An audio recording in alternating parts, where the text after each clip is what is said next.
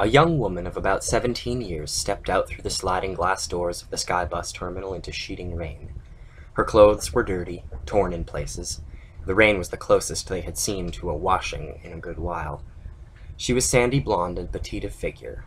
Large, widely spaced blue eyes peered furtively out from behind her bangs, complementing a wide, thick-lipped mouth and rendering her small, slightly upturned nose somewhat unremarkable.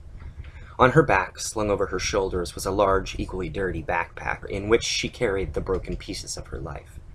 She shied away from the lights and happy reunions all around her. She knew that for her, there would be no familiar face smiling welcome. Dark streaks smeared down from her eyes, raindrops disguising her tears. She shivered and pulled her tattered jacket tighter.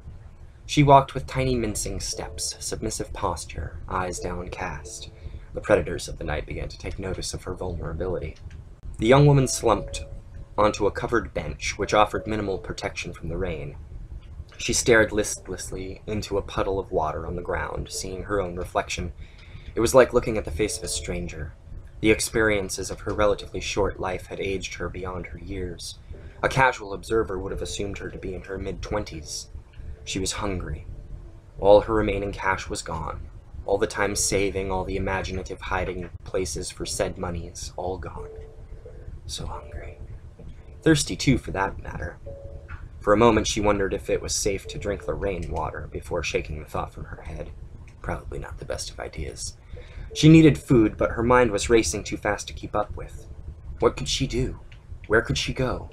The city was completely unknown to her. She inhaled a trembling breath. I escaped.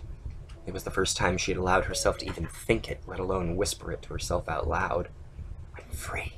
She pushed this thought aside, lest memories of her troubled past plunge her deeper into despair. Freedom, the quintessential stuff of life, often striven for, yet rarely achieved in her experience. Her idealistic mental picture of what constituted freedom had consumed her every waking moment these past months. It had become a symbol in her mind of everything she had ever wanted: independence, freedom from the humdrum monotony of farm life, escape from her father's tyranny, depravity, and abuses. The idea of freedom had held such magnetic attraction in her mind that little thought had gone into what some of the downsides of freedom might be. She had been completely blindsided by the fact that, unfortunately, freedom apparently also entailed starvation, if she didn't come up with a solution soon. She knew very little of the world and its workings, sequestered away as she had been on the farm. She felt naked and alone, a helpless stranger in a strange land. The garish city lights splashed into her awareness, a backdrop for the obscure bustle of human activity all around her. Nothing seemed real.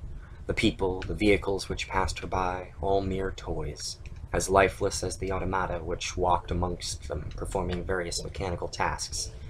A hunger pain tightened in her stomach, and she groaned under her breath. She rubbed her eyes, fighting the sting in them, hoping to retain what composure was left to her. She needed to find work, and by extension a means of supporting herself. Though short in stature, a life of farm work had left her exceptionally muscular for her small frame, and well suited to physical labor. But what type of jobs in this vein even existed in the city? She had no idea. Best that she find her way to a social services building and apply for food vouchers for the interim while she was looking for work. They may even have job placement opportunities if I play my cards right.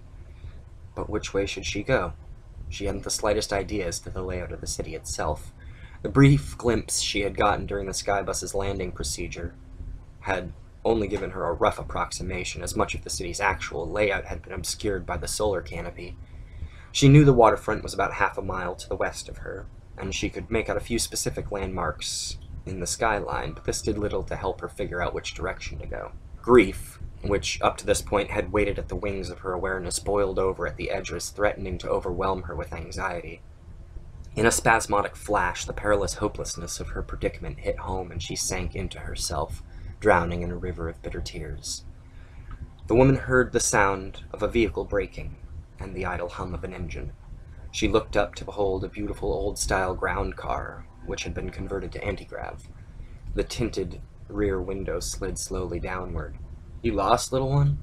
A voice curled out of the window on a puff of smoke. She had always been told not to talk to strangers, but after a lifetime of lies issuing out of her father's blister-pocked mouth, could she really believe anything she'd been told? Maybe people aren't as bad as he said. She could see the shape of a man sitting there, but could not make out his features clearly in the shadows. "You hungry?" he asked.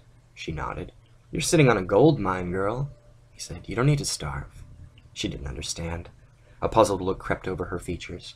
"Why don't you get in?" the man grinned. "We'll go get you some food and I'll explain it to you." She smiled with only a moment of hesitation, cantered over to the car, climbing in the now open door. Maybe people aren't as bad as I've been told. Hey everyone, so that's Chapter 1 of my upcoming story, Mechanize Nation. Please let me know what you think in the comments. Be sure to like, share, comment, and subscribe. And as always, thanks for tuning in. Bravissimo, hip hip hooray, what a glorious display. Melt our joyous hearts away under the mushroom cloud confetti. Hip hip hooray for this fireworks display. Mind and body blown away. What a radiant crescendo.